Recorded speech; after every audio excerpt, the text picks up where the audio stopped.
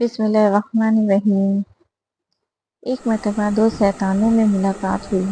ایک شیطان خوب موٹا تازہ تھا جبکہ دوسرا دبلا پتلا۔ موٹے نے دبلے سے پوچھا، بھائی تم اتنے کمزور کیوں ہو گئے ہو؟ اس نے جواب دیا، میں ایک ایسی نیک بندی کے ساتھ ہوں جو گھر میں داخل ہوتے اور کھاتے پیتے وقت بسم اللہ شریف پڑھ لیتا ہے تو مجھے اس سے دور بھاگنا پڑتا ہے۔ یار یہ تو بتاؤ، تم نے بہت جان بنا رکھی ہے، اس میں کیا راز ہے؟ موٹا والا شیطان بولا، میں ایک ایسے غافل شخص پر مسلط ہوں جو گھر میں بسم اللہ پڑھے بغیر داخل ہو جاتا ہے اور کھاتے پیتے وقت بھی بسم اللہ نہیں پڑھتا، لہٰذا میں اس کے ان تمام کاموں میں شریک ہو جاتا ہوں اور اس پر جانوروں کی طرح سوار رہتا ہوں۔ یہ راز ہے میری تندرستی کا۔ اس حکایت سے یہ درس ملتا ہے، اگر ہم اپنے کاموں میں شیطان کی شرکت سے حفاظت اور خیر و برکت کی طلبگار ہیں تو ہر نیک کام کے آغاز میں بسم اللہ پڑھا کریں، بصورت دیگر ہر فعل میں شیطان لعین شریک ہو جاتا ہے۔ چنانچہ حضرت سیدنا عمر فاروق اعظم رضی اللہ تعالی عنہ فرماتے ہیں کہ شیطان کی اولاد 9 ہیں۔ ان کے نام یہ ہیں: نمبر 1 ذلیتون، نمبر 2 وسین، نمبر 3 لقوس، نمبر 4 آوان، نمبر 5 حفاف، نمبر 6 مرات، نمبر 7 مسوید، نمبر 8 داسیم اور نمبر 9 ولہان۔ ذلیتون کا کام بازاروں میں مقرر رہنا ہے اور وہ وہاں اپنا جھنڈا گاڑے رہتا ہے۔ وسین لوگوں کو نگہانی آفت میں مبتلا کرنے کے لیے مقرر ہے۔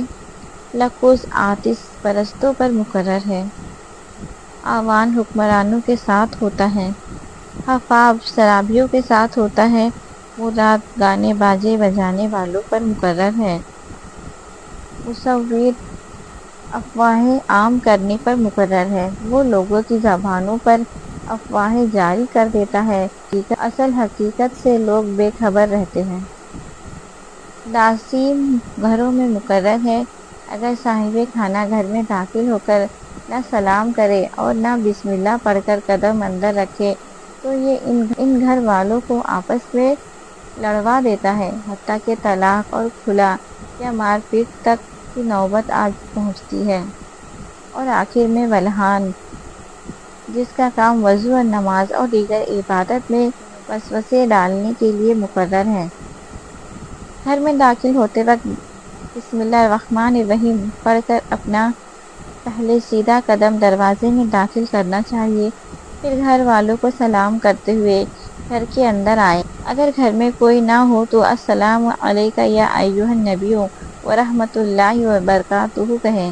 بعض بزرگوں کو دیکھا گیا ہے کہ دن کی ابتدا میں گھر میں داخل ہوتے وقت بسم اللہ الرحمن الرحیم اور قل اللہ شریف پڑھ لیتے ہیں کہ اس سے گھر میں اتفاق بھی رہتا ہے، یعنی جھگڑا نہیں ہوتا اور روزی میں برکت بھی ہوتی ہے۔ کھانے پینے سے قبل بسم اللہ پڑھنا سنت ہے۔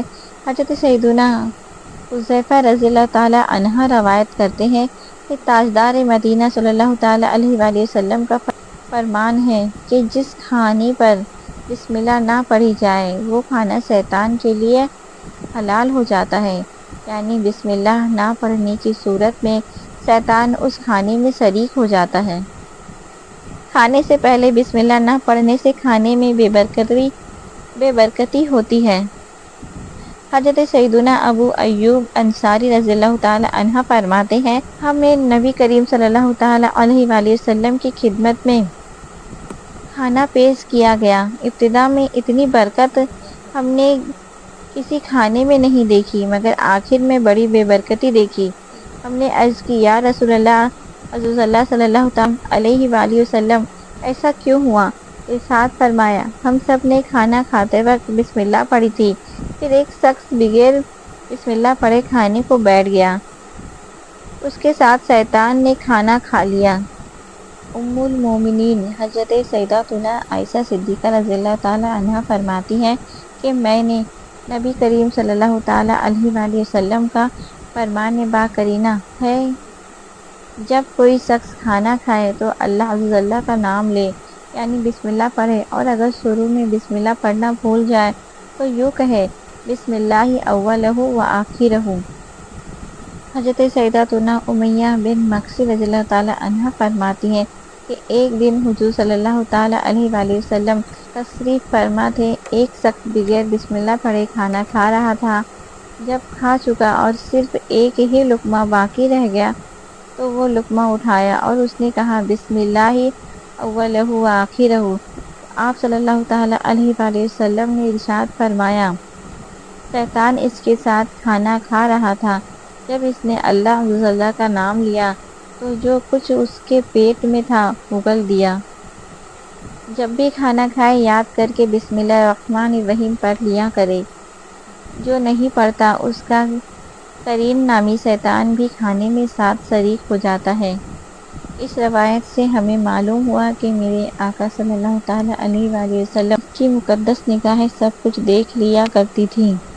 حضور صلی اللہ تعالی علیہ وآلہ وسلم کی مقدس نظریں حقیقت میں چھپی ہوئی مخلوق کو بھی ملاحظہ فرماتی ہیں، اور حدیث اور بالکل اپنے ظاہری معنی پر ہے، یعنی کسی تعویل کی ضرورت نہیں۔ جیسے ہمارے پیٹ مکھی والا کھانا جبکہ مکھی اس میں موجود ہو قبول نہیں کرتا، ایسے ہی شیطان کا میدا بسم اللہ والا کھانا ہضم نہیں کر پاتا، اگرچہ اس کا طے کیا ہوا کھانا ہمارے کام نہیں آتا، مگر مردود بیمار پڑ جاتا ہے اور بھوکا بھی رہ جاتا ہے اور ہمارے کھانے کی فوت شدہ برکت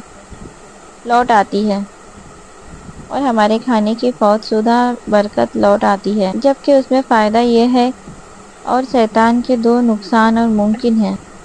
وہ مردود آئندہ ہمارے ساتھ بغیر بسم اللہ والا کھانا بھی اس ڈر سے نہ کھائے گا کہ شاید یہ بیچ میں بسم اللہ پڑھ لے اور مجھے طے کرنی پڑ جائے۔